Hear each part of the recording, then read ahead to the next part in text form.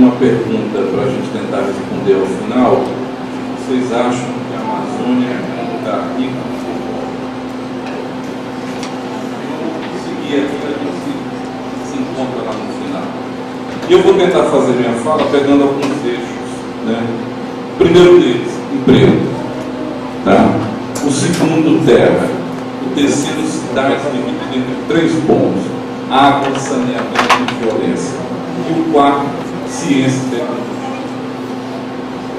Se alguém lembrar, o que aconteceu no dia 1º de janeiro deste ano? Um fato que marcou o país inteiro, né? O massacre do presídio Anísio Jobim. Né? Eu estava tentando ali curar a ressaca do dia 31, né? a ressaca de um pouquinho mais de bebida e da rabanada, e chega aquele jornal falando lá dos 56, né, mortos aqui no presídio. E a pergunta é, aquilo foi um fato isolado? Quando a gente vai olhar os dados sobre violência no Brasil, né, os divulgados recentemente pelo IPEA e por uma instituição chamada Fórum Nacional de Segurança Pública, a gente vê que a violência, infelizmente, se desloca, né, ou pelo menos hoje ela se materializa em termos de índice, né, ao invés de estar concentrada no eixo Rio-São Paulo ou no Sudeste, ela migra, né, de uma maneira muito forte para o Norte e para o Nordeste. Das 30 cidades mais violentas do Brasil, 4 estão situadas no estado do Pará, sendo que a primeira é Altamira, que tem um índice de violência brutal. Né? Então a primeira questão é, né, para além, e nessa pergunta do rico ou pobre, eu quero dizer tudo aquilo que pode caracterizar uma boa vida, o que significa também viver em paz. Estou vendo aqui a sua faixa, né? Você está dizendo exatamente isso. Então uma vida, não no sentido da riqueza material, significa também uma vida em tranquilidade. Então, aparentemente, por esses dados, quem vive na região norte do Brasil hoje não vive em paz. Portanto, não seria uma pessoa rica, não no sentido material, mas no sentido da tranquilidade. Segunda questão, qualidade de vida. Tá? Qualidade de vida. Tá, então eu vou manter aqui. Ó. Qualidade de vida. Né? Saneamento. Né? Os dados sobre as cidades amazônicas são estarrecedores nessa questão. 7 das 10 piores cidades em termos de saneamento estão na Amazônia, incluindo aonde nós estamos, Manaus. Né? Em Manaus, segundo os dados que eu disponho, adoraria que vocês dissessem que estão errados, apenas 10% dos moradores têm acesso à rede de esgoto. Né? Porto Velho, 3% apenas dos moradores. Manaus, dentre as 5.566 cidades do Brasil, ocupa a 80ª, 59ª posição em termos dos índices de desenvolvimento urbano. 5 das 10 cidades, né, com os piores IDH estão no estado do Amazonas. Então, isso quer dizer que nós temos um grave problema, né, do ponto de vista de saneamento. Quando a gente vai para o segundo ou primeiro estado mais rico da região, que é o Pará, a situação melhora um pouquinho, mas também é muito ruim. No Pará, apenas 46% dos domicílios não contam com água tratada e 35% dos domicílios não têm acesso a esgoto. E aí a pergunta que fica é, e a economia desses dois estados? Né? Alguém sabe responder qual é o volume de recursos do ponto de vista de renúncia fiscal que a Zona Franca recebe por ano? Ganha um CD do caprichoso ou do garantido, como quiserem. A gente é democrático e oferece isso, né, de forma ampla para permitir, né, que o prêmio premie, né, quem dele fez jus. Quem sabe dizer o volume de recursos que a renúncia fiscal premia a Zona Franca de Manaus? Em 2016, isso somou no ano 26 bilhões de reais. Eu vou repetir, 26 bilhões de reais. Sem falar da renúncia relativa ao Imposto de Circulação de Mercadoria, o ICMS. Isso num ano, não estou falando que foi toda a história, no ano de 2016. Então a pergunta que fica, né, se do ponto de vista, né, dessa decisão tomada ainda lá na década de 60 pelo aquele general da ditadura que era o Castelo Branco, que foi renovada até 2073, né, nós temos esse aporte de recursos, né, a pergunta que fica, por que essa condição da capital, não estou nem falando das cidades do interior, né? Você pode dizer, o interior é longe, é esquecido, se você vai lá para o Purus é 7 dias de barco, né? Diz que é a viagem mais longa que tem, porque o rio ele dá um nó em si mesmo, né? Quem já foi lá sabe como é que é. Você não chega, né? Então, se lá no, né, aquilo ali a gente poderia dizer é longe, mas aqui, né? Quem já foi na comunidade do Sharp aqui, da Sharp? Diz que é bem feio lá a coisa, né? É pesado lá, é um beiradão assim, né? Alaga, né? É bem ruim. É falta de dinheiro? Né? Parece que o dinheiro circula, né? E aí a pergunta que fica, que tem a ver exatamente com a primeira questão que foi provocada, é o que falta então para que a gente tenha a tal proposta do modelo de desenvolvimento sustentável, ou ele acontecendo na prática? O que falta? Vamos sair um pouquinho do Amazonas, para não parecer que é perseguição, porque daqui a pouco eu vou apanhar, porque você só fala mal daqui, entendeu? Vamos para o Pará. Qual é a renda da mineração no estado do Pará? Que é a principal pauta de exportação daquele estado. 10 bilhões de reais por ano. E você vê os dados do Pará, ele é a 11ª economia do país, mas é o 22º lugar em termos de índice de desenvolvimento humano dentre os 27 estados da federação. Então como é que é um estado que só no item de mineração exporta 10 bi, que hoje tem um rebanho de 20 milhões de cabeças de gado, consegue ser o 11º na economia, e exatamente pular 11 posições para frente ou para baixo no sentido negativo, em termos daquilo que é fazer o bem-estar, ou a felicidade, ou a riqueza das pessoas. Aí a gente vai começando a pesquisar, Heloísa, e vai vendo umas coisas assim interessantes.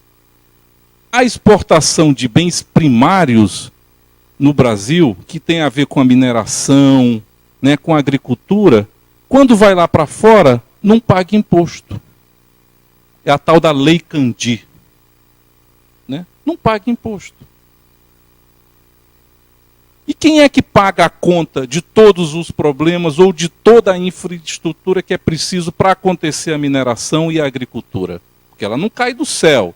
Tem que ter estrada para escoar, tem que ter o porto para levar, tem que ter alguém que pense e invente como é que vai fazer a semente, que é um negócio que no Brasil se chama Embrapa. Né? Dizer que a gente não tem pesquisa para essas áreas da agricultura, a gente tem. O que a gente não tem é para a floresta tropical. Né? A Embrapa é uma coisa que o Brasil deveria todo dia se orgulhar. São 10 mil doutores pesquisando. Isso não é pouca coisa. E hoje a gente não faria mais uma Embrapa. Está todo mundo falando aí, vocês estão sabendo da crise da castanha, né? A castanha sumiu, né? Está carésima, né? E ninguém sabe explicar por que a castanha sumiu. Não tem uma explicação. Foi a seca, né? Teve uma seca em 2015, aí na hora de florar, pegou bem na hora da florada, como o ciclo entre a floração e você ir lá pegar o fruto é de 1 ano, né? Essa seca pegou exatamente nesse momento. E aí agora não tem castanha. É mais fácil comprar 2 quilos de filé do que 1 quilo de castanha, porque o preço está muito alto. Então a pergunta para a gente pensar aqui é falta de dinheiro? É falta de recurso? A gente tem que esperar a ajuda vinda lá do estrangeiro, né, para que a gente possa resolver? Porque isso é muito corrente na região. A gente não resolve o problema porque se não vier o dinheiro de fora, eu vou continuar desmatando. É isso que a gente ouve aqui, né, e não aqui, né, não, mas assim, o discurso sobre a questão ambiental passa sempre, né, por essa discussão de que se não vier o recurso de fora, a gente vai continuar desmatando. E aí tem uma discussão que eu acho que é preciso encarar, que é feita sobre a Zona Franca, né, de que a Zona Franca permitiu, né, que a floresta no estado do Amazonas não fosse destruída. Aí a pergunta é, e eu não estou dizendo que não é, eu só estou fazendo a pergunta. Tem pergunta que é uma afirmação e tem pergunta que é uma pergunta. Essa é uma pergunta que é uma pergunta. Foi a Zona Franca que permitiu no estado do Amazonas que não houvesse o desmatamento? 2, né, por que a Zona Franca, com todo esse volume de recursos, não conseguiu gerar uma cidade, né, rica do ponto de vista do saneamento, rica do ponto de vista, né, dos cuidados em relação à segurança? Por que Manaus é uma cidade que tem 3 vezes o tamanho daquilo que seria o correspondente da sua população? Ela espichou, simplesmente ela espichou. E ela não teve e não tem condições de bancar esse espichamento. A relação aqui, Ricardo, entre população, né, e área ocupada é completamente inversa daquilo que seria o normal.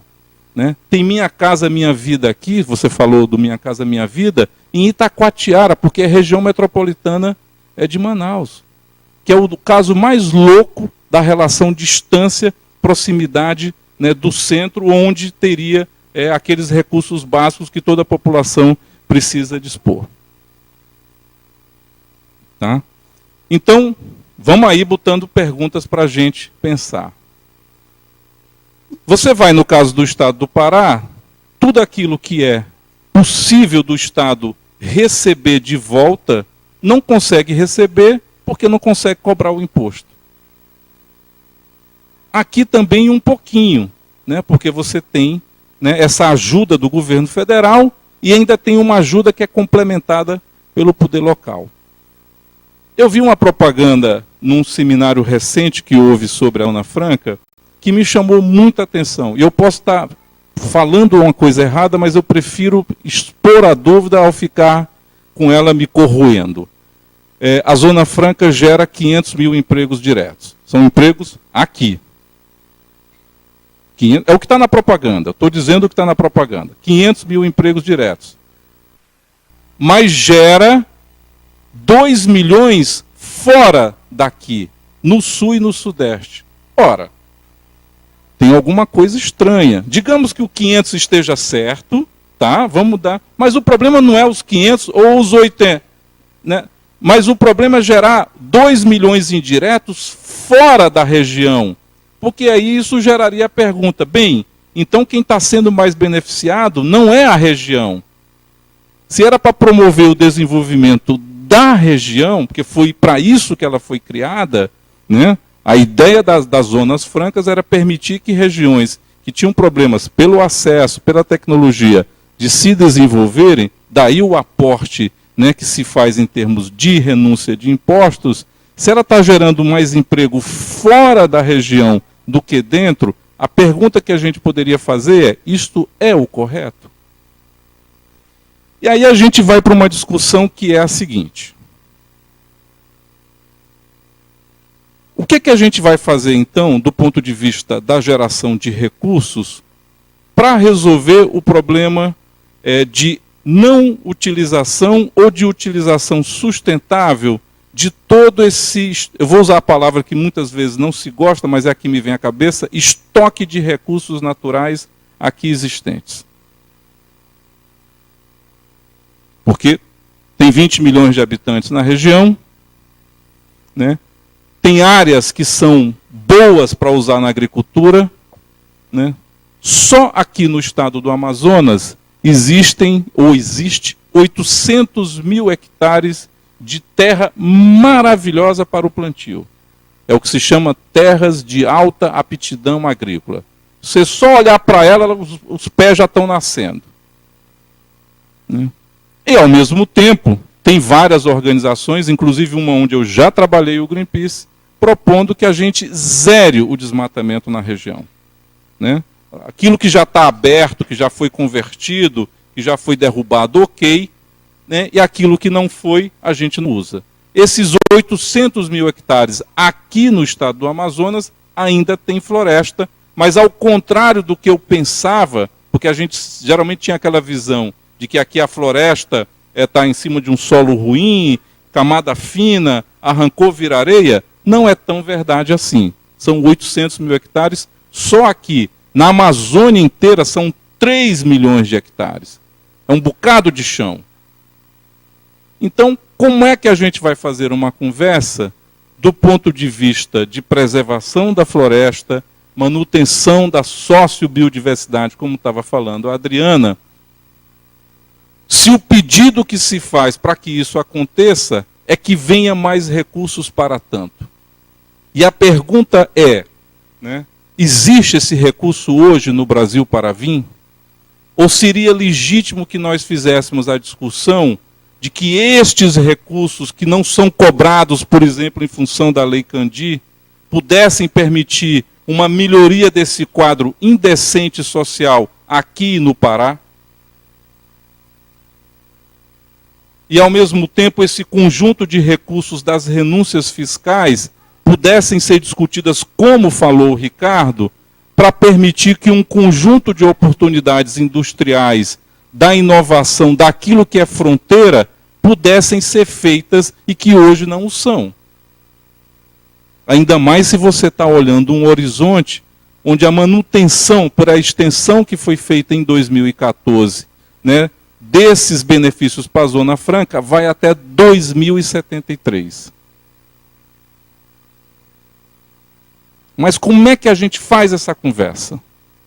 Essa é a discussão, para efeito de uma linha programática, ainda mais no momento em debate eleitoral, que a gente precisa fazer. Vou dar um outro exemplo. O Ricardo falou da questão dos doutores. Naquilo que se considera o topo da carreira acadêmica no Brasil, que tem lá uma classificação A1, não sei se é isso, a Amazônia só tem 14, que seria assim o campeão dos campeões. São Paulo tem 800.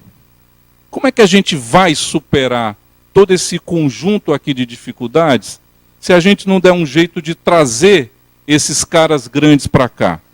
Qual é fundamentalmente a diferença dos Estados Unidos como um país rico e poderoso? Fundamentalmente, só tem uma.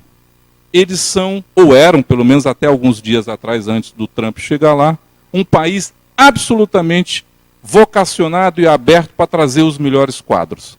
Era isso que fazia a diferença dos Estados Unidos. Por que a região não consegue fazer o mesmo? Montar um pacote de atração? Por que uma parte desses recursos da Zona Franca não são vocacionados e dirigidos para isso? E aí vou dar um dado. Tem uma contrapartida que se exige, para não dizer que já não existe, existe. Tem uma contrapartida que se exige dos recursos da Zona Franca, em investimentos, exatamente na área de pesquisa. Foram 7 bilhões em 5 anos. 7 bilhões. Ganha, segunda chance, um CD do Caprichoso e do Garantido, quem souber o que foi feito desses 7 bilhões. 7 bilhões em 5 anos. É muito dinheiro. Então a pergunta é, nosso problema é dinheiro? Qual é o nosso problema? Somos ricos ou somos pobres? Aí eu vou terminar deixando a pergunta para vocês, a gente vai debater, e ao longo do debate, se eu tiver a oportunidade de falar, eu faço um elenco do que eu poderia ter como pequenas sugestões para a gente encaminhar. Muito obrigado.